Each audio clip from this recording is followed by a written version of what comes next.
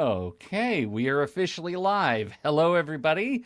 As the hopefully the room starts to fill with our live stream listeners, we're so glad you're able to take your lunch and join us for our conversations about the toughest HR questions.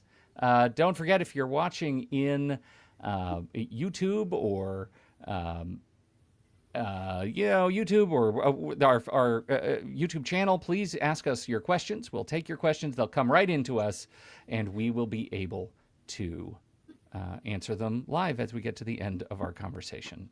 Otherwise, just sit back, take a listen. It's going to be great. Hello and welcome to Human Solutions, the podcast from AIM HR Solutions. I'm Pete Wright. Return to office battles, legal gray zones, and layoffs. They're all back in the headlines, he says, as if they never left. And if you work in HR, you're probably feeling the pressure from every side. How do you bring people back to the office without losing their trust? What happens when someone pushes back with a doctor's note? And how do you handle a reduction in force fairly, legally, and humanely? This month, we're tackling those tough questions with AIM's own experts, Tom Jones and Annette Dupree, to help you navigate what's really happening in today's workplaces. Together, we're going to talk about balancing compliance with compassion, communicating through uncertainty, and rebuilding culture after hard changes. Take a breath. You're not alone. Let's get to it. Annette Dupree, Tom Jones. Hello. It's good to see you Hello, both. you. Hello. Let us dig right in. We're going to talk about return to office. It seems like a contentious thing after creating a culture of being able to work from home. And now we're trying to figure out, hey, let's get everybody back together. Let's take advantage of having people in space together and the camaraderie and the creativity that comes from these things. So how do you frame return to office messaging so people don't see it as punitive? Instead, that they understand there's a business need behind it. Annette, why don't you kick us off? You're a first timer. Ex- exactly. Yes. Thanks for having me. So, yes, it absolutely starts with the mindset. And that mindset is that this isn't about control. It's not about oversight. It's not about lack of trust. And it's probably working. So, why are we, making it negative when it's overall positive? So, the message is let's reconnect, let's belong together, reconnection, belonging, that's the plan. Let's rebuild the energy that makes us the team we are and thrive. So, what happens differently when you get people back in the office? There's strong reasoning behind it. Energy, creativity is increased, learning is better. There's a focus for customers that doesn't exist when you don't have people on the teams aligned and connected with the customers. Career development, you may not have thought of that one. Face to face time is better for mentoring, it's better for visibility and advancement. It's hard to stand up in a crowd when you're home working on a computer instead of in the office being visible. And collaboration, really, collaboration is the key to fueling personal growth and creativity. So it's building teams, it's learning, it's energy. Now, one of the other key facts is you have to be clear and clarify the expectations. What are we going to do here? Here's the plan. Here's the number of days. Here's the number of hours. So, things to think about. Are we going to do it gradually? Are we going to phase it in? Are we just going to go cold turkey and go all the way? Will we reassess it in 60 days and see if it's working? What kind of flexible schedules can we come up with for temporary or permanent basis for people who need those accommodations while they go from a hybrid to a return to office environment? There might be workplace comfort issues. Their office may be too cold or too hot or their chair doesn't work. Those are the types of things that you can talk to them about and see if you can improve the in office experience for them. So, do some fun things. Have welcome back Yeah. lunches, have welcome back breakfast, do some team building things. Show that camaraderie and connection is important and does make sense. It is an interesting place where we are having to test going back to work after building so many habits. But there was a time where we just went to work, and so readjusting to that is complicated. I I what I hear is from folks who don't like the RTOs is, look, it's actually great. I'm still able to connect. I'm more efficient. I am vastly less stressed. And so far, employer, you're not making a strong enough case to make me want to come back. It feels like you're making a case for you and not for me. And if this is a you problem, then you should deal with it. It's not a me problem. Tom, how do you want to respond to that? Well, I mean, that raises the whole question about, can you require people to come back to work? And ultimately, and you can. You can say, this is the terms and conditions of employment. We work here, we do this, the nature of the job is you must be in. A lot of the issues Annette just touched on are really crucial about having a team together in the workplace. But obviously, there are caveats to that. Excuse me. And one of the things you think about would be disabilities. Another might be physical, other health developments that have occurred over time. I mean, one of the difficult things with the pandemic is a lot of people adjusted their lives to working from home, and they got used to it. And as long as they met what you just said, they were efficient. They showed up, they did the job, they met the requirements of the job. Then it gets hard to sell in their minds, why should I be back at work if I'm doing great here? And so there are certainly the concerns that you can do. You can, did you let people move to other states during the pandemic? Then there's whole tax implications. There's whole legal. There's all these. You were being a good employer at the time, saying, "Gee, Annette, you can go live in Colorado," and then all of a sudden we need Annette here in the office. She's kind of hit with a double whammy, and it makes it much harder for a lot of people to understand and get empathy for the company and coming back to work. But does the employee have a valid reason for refusing? If they don't, you can certainly say, look, July 1st, we'll be back at work. You have to be here. Even if, and I think this is an area of constraint. You already said it. Even if you end up paying interest on a bad debt of goodwill that you offered during the pandemic, now you look like the bad guy because you looked like the good guy then. Right. And you got to remember the pandemic. We all were working middle of March that year. Yeah. And we were all told on Friday, don't come back Monday. We'll see you in a while. Well, it turns out quite a few years in some cases before people came back to work. Right. And so you're right. Everyone had little time to adjust. This time around, there's a huge amount of time to think it through. And so people can come up with reasons why they don't want to go back to work. Exactly what you just said. You were very good back then, and you as an employer may well have done it because of emergency, because of it was kind of feeling our way in the dark. We just weren't quite sure what the right course of action was. But now everyone's had a chance to think it through and say, well, gee, I'm comfortable in this lifestyle. Or, getting up at 7 o'clock in the morning to rush downtown isn't that appealing to me, so I don't want to do it. Because I can still meet my deadlines from home. I can still meet all the other concerns I have for the job.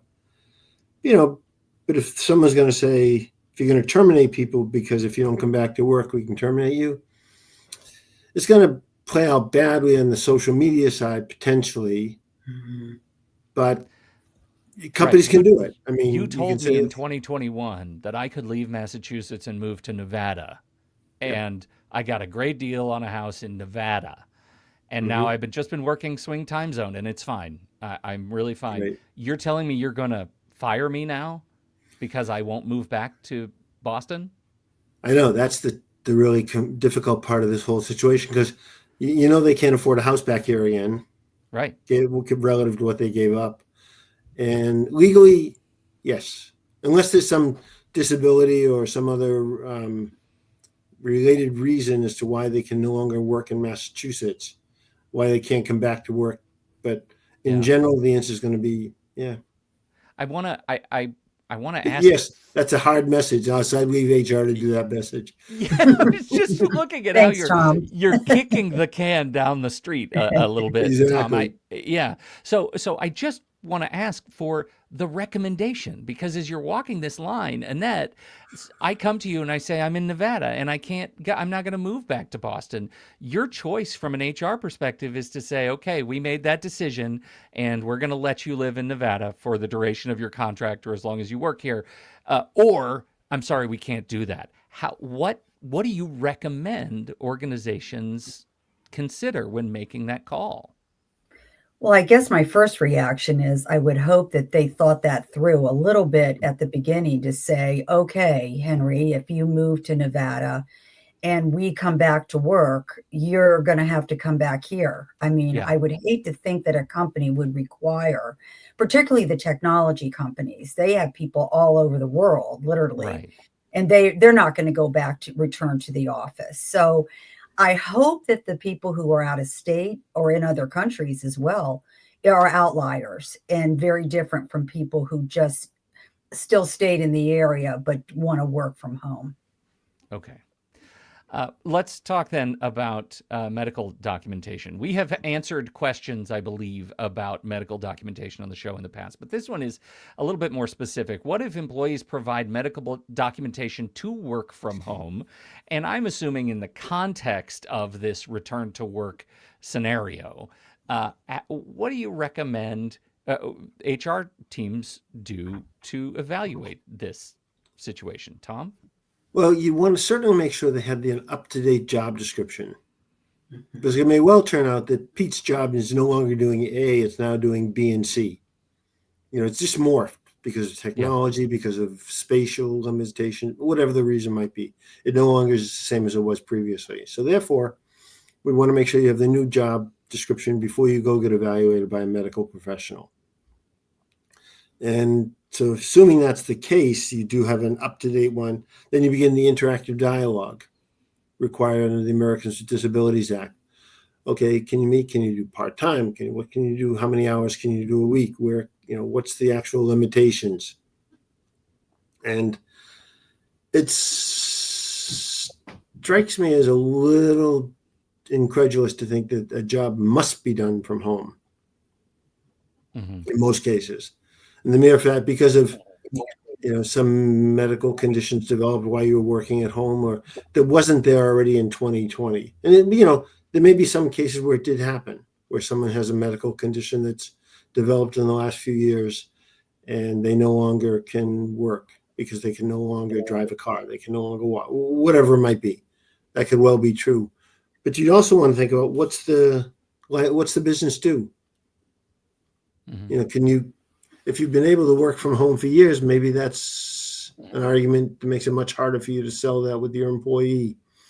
But if you're a physical hands-on company, like a machine shop or a logistics company or something like that, it's going to be hard to say you can't be. Well, for most people, I'm thinking about if someone were, say, a salesperson, maybe they could. Yeah. I guess it would matter what the job was at the company and what the company did, and how much flexibility the company could build into it. Because maybe, like Annette was saying earlier, maybe you could look toward a hybrid or a return to a gradual basis, returning people back to the office and see if they'll work with that schedule. You said a phrase that I want to probe on a little bit. Annette, Tom said interactive dialogue in this process, and that seems like something a lawyer would say. So what does an interactive dialogue look like in practice from an HR perspective? Who's in the room? How are you navigating this conversation, and who's involved in the process? Yeah, that's really a great question, Pete, because I do think that a lot of this has to be looked at on an individual basis, regardless of medical or whatnot. But the job itself, the person's performance, the real need to be back in the office, all those things need to be considered without a doubt. But I think that, and of course, now I forget my thought. That's what happens, right? Yeah. Well, and this one was specifically on the medical the medical pushback. Right. Like, I have a medical need to not come back to work.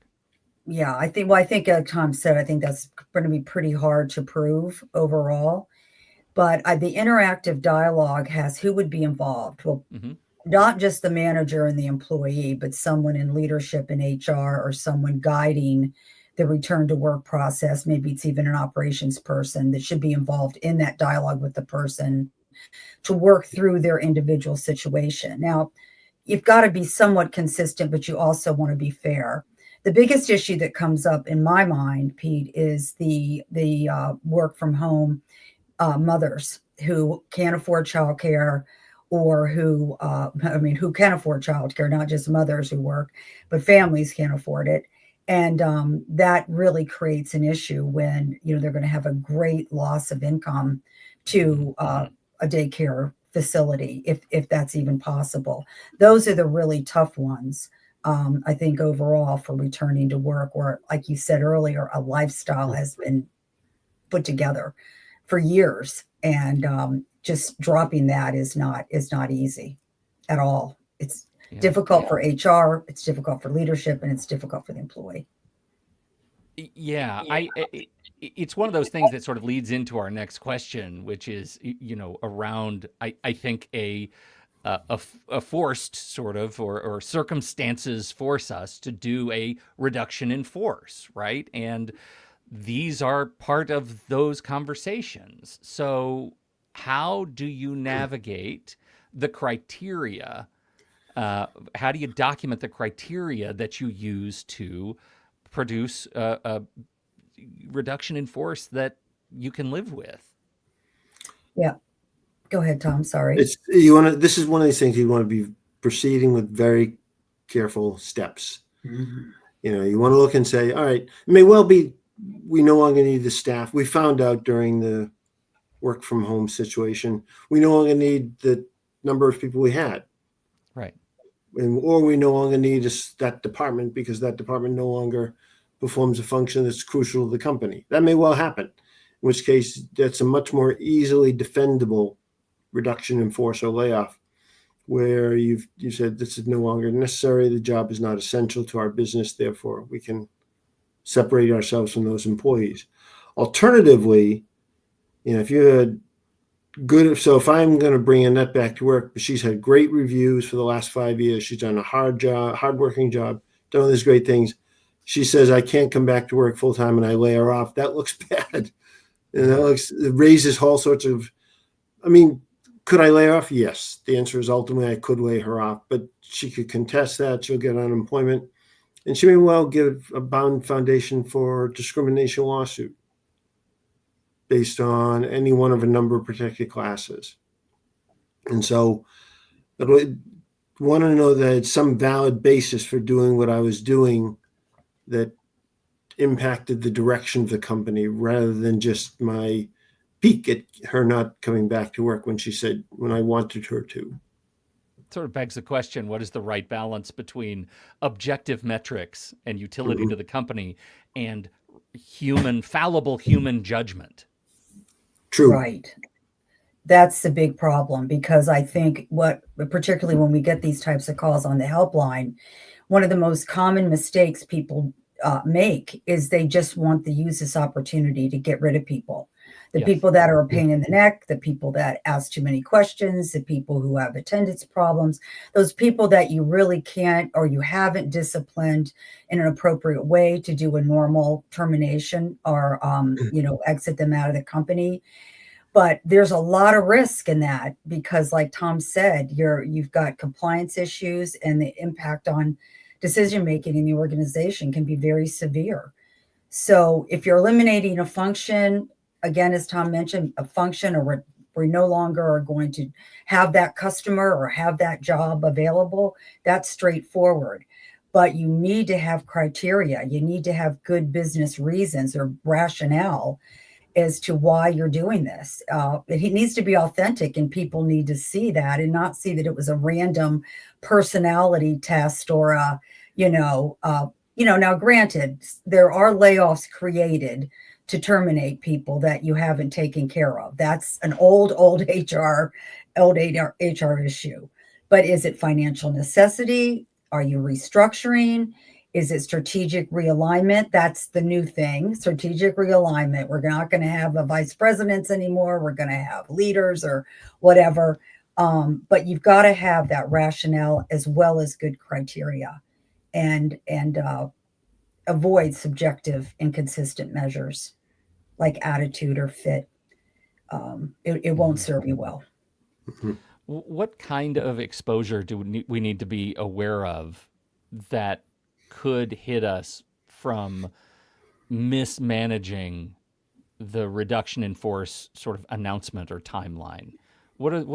How are we exposed in how we handle talking about this? Pretty much every state in the country has some form of human rights commission or anti-discrimination commission or anything like that. So certainly anyone who's in a protected class based on race, age, sex, religion, national origin, any of those things, could certainly argue, I've been picked out and singled out because I'm a member of XYZ class, and make that litigation, make that a credible argument for litigation. And I'm sure there will be an attorney in that state who will handle that case, and depending on the facts. But if this is the first thing that happens, they go look at your personnel file, and your personnel file looks awesome. You've been a great performer and great employee. You have all these thank yous in your file for hard work you did during the pandemic. You bailed us out on this project, all that. That's the type of thing that is just a lawsuit ready to go wrong. Right.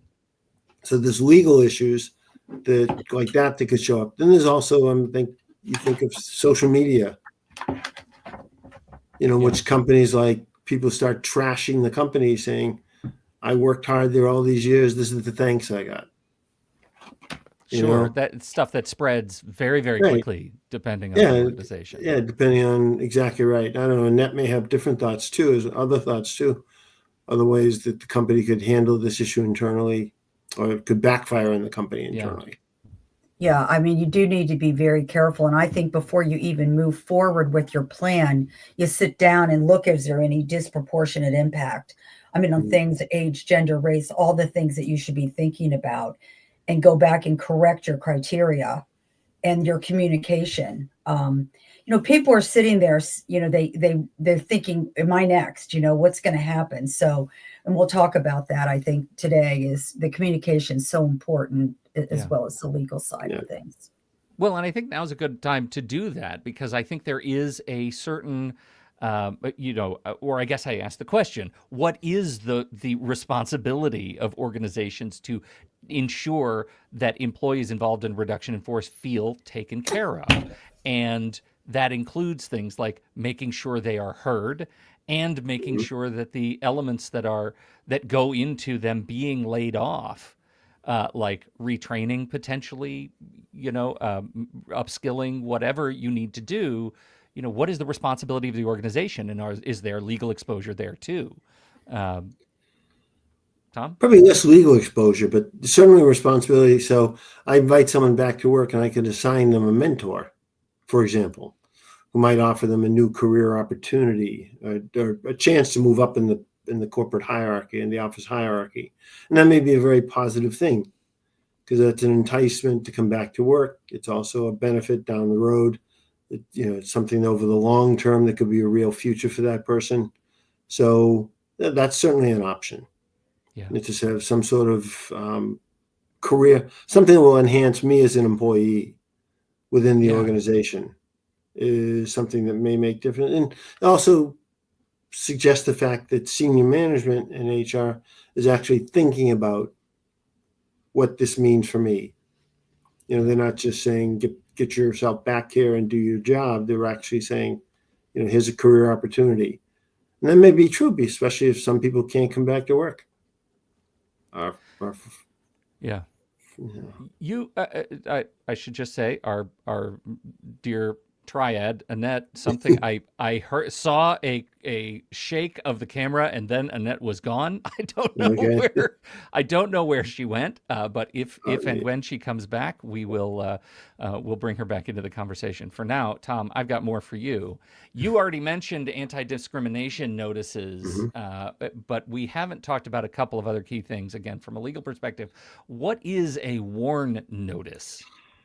The federal law came through in 1988, which says that, among other things, if you have 100 or more employees, you must give your workers who are being displaced by layoff advance notice of up to 60 days for that notice to be valid.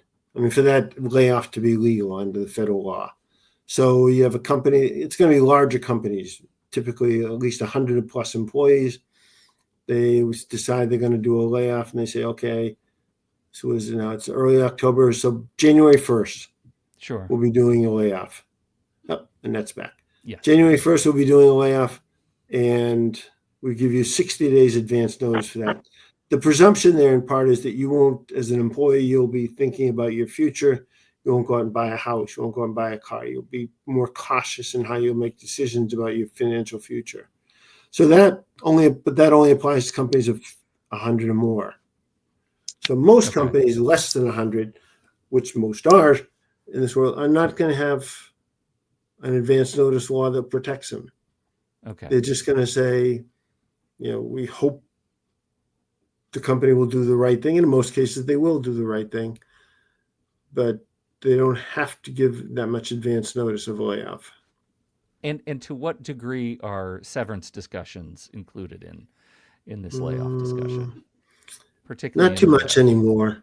Yeah. Not too much anymore. I mean, there's two different things you see out there. Severance is one thing, which is a payment of money for years of service, typically. Mm-hmm. Release of claims is a legal contract in which you give up your legal right to sue the company in return for a payment of a certain amount. So release of claims is a contract between the employer and the employee to buy your legal rights to sue the company effectively. Mm-hmm. Severance payment is usually just an agreement that a company has put out there in which it says it will pay X amount of money, typically, so many years of service, you get a week for every year of service, or 2 years of service, something like that. And there's no legal consequence from the employee's point of view. They don't have to give up their legal rights to sue. They don't have to do anything like that.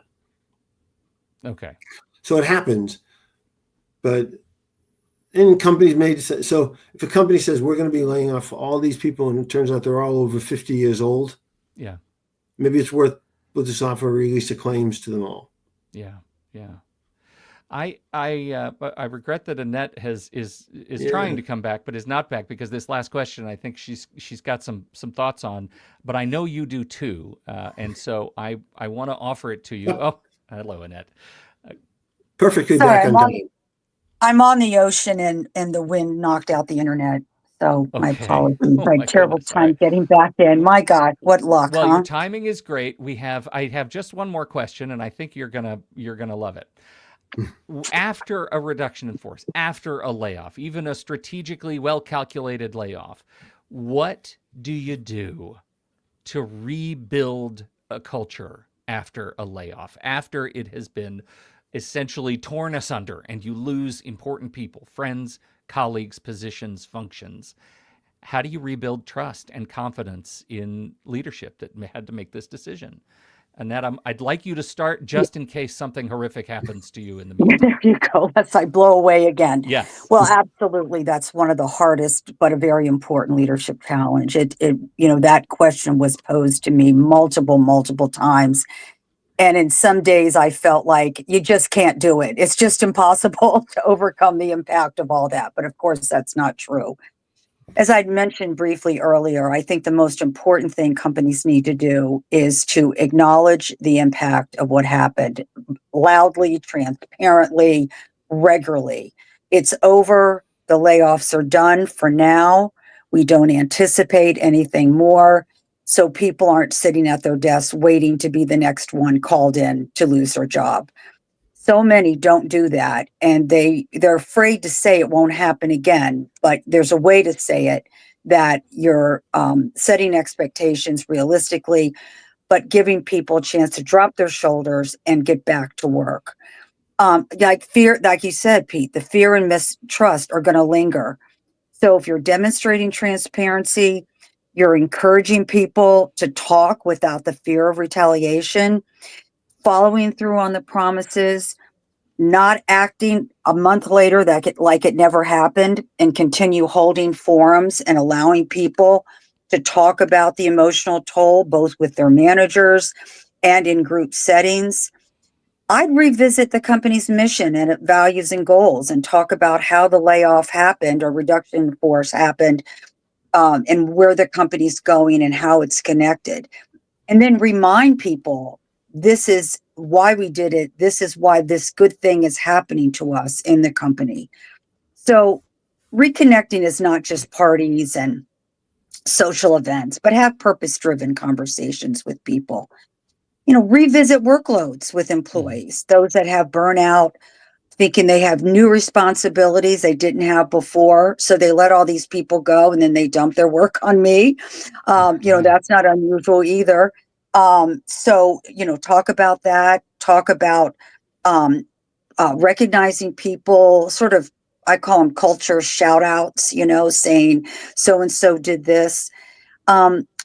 Also, in my mind, is very important is to equip the managers with dialogue, giving them talking points, and those that aren't great communicators and don't maybe have the empathy or sympathy that's needed, give them words and dialogue to talk to their people so that they can, make way for that two-way dialogue.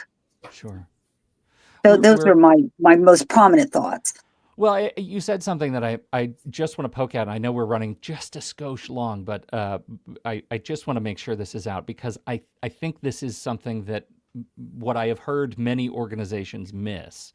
The question is, what metrics matter when a culture is recovering, right? If an organization says, we're doing this for reason XYZ, how much communication do you find is appropriate to document that XYZ is improving as a result of what we did? Are employees, do you find interested in that going forward? Do they think about it? You made a promise, and are you making good on that promise? Is that important, going forward after a riff like this? Well, absolutely, it's important. I think not actions speak louder than words, that's for sure. So if you're walking the walk and talking the talk of why we did it, here's how we're improving because of it. Here's how we're a better company because of it. We miss people. We're sorry it happened. Those types of things all mixed together, Pete, really to give a full message. But again, don't go back to work 2 weeks later and act like nothing happened. And people, there's nothing like a great improvement in productivity after reduction in force. Because everybody's sitting on edge. And I joke about that, lightly because it's true. So people think I don't want to be in the next one. So I'm going to do a better job. I haven't been doing a great job. I'm going to do a better job. Yeah. And that's very common. Like I say, people are heads down after reduction in force, staying off the radar screen in their minds. Yeah. Tom, got anything? Yeah, not much really. And that did a very thorough explanation. Thank you, Tom. I do have one quick comment and a question from Kathleen in the chat room, who says, my understanding of the WARN Act is that it applies to larger companies, 100 plus, but also is used when mass layoffs or closings are taking place. Is that correct, Tom? That's correct. It's two separate categories of events. One's a closing company, so it could be a company of 100 or more completely shutting down, or it could be a mass layoff. I think there's a formula, something like a third of the workforce or 50 employees. I'd have to go back and look as to what the actual methodology is for determining what a mass layoff consists of. But she's absolutely right. Excellent. Thank you, Kathleen, for the question. And thank you, everybody, for joining us, for staying a little bit late as we wrap up our lunchtime webinar. We sure appreciate your time and attention. Don't forget, you can subscribe to the podcast version of this show, hear all of the past webinars in a commute-friendly audio format. If you've been asked to return to work, what better thing could you do for yourself than listen to Human Solutions webinars right in your car or headphones on that train? We appreciate you doing that. And on behalf of Annette Dupree and Tom Jones, I'm Pete Wright. We will see you next month right here on Human Solutions. Thank you.